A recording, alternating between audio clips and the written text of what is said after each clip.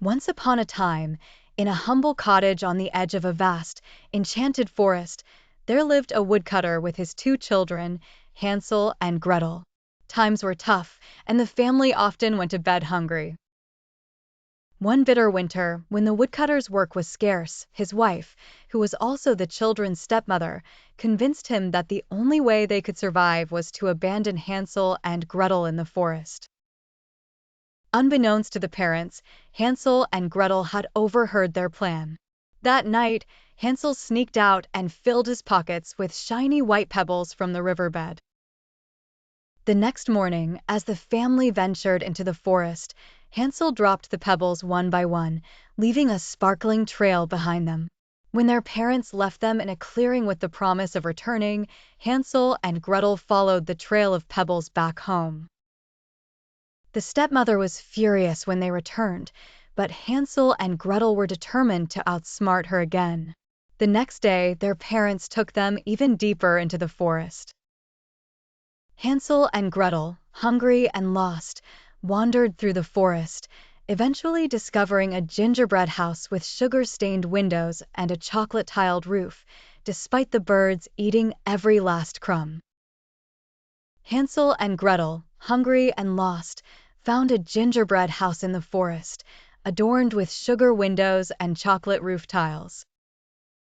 Their hunger overtook them, and they began to eat the delicious house. Suddenly, the door creaked open, and an old woman with a warm smile stepped out. "Come inside, my dear children," she said.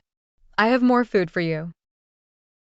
Unbeknownst to Hansel and Gretel, the old woman was a wicked witch who lured children to her gingerbread house to eat them. She locked Hansel in a cage and forced Gretel to be her servant, intending to fatten Hansel up for a feast. But Hansel and Gretel were clever and brave. Every day, the witch would check Hansel's finger to see if he was fat enough to eat, but Hansel would stick out a bone instead, tricking the nearsighted witch into thinking he was still too thin. Frustrated, the witch decided to eat Hansel anyway and prepared her oven. One day, as the witch heated the oven, she asked Gretel to check if it was hot enough.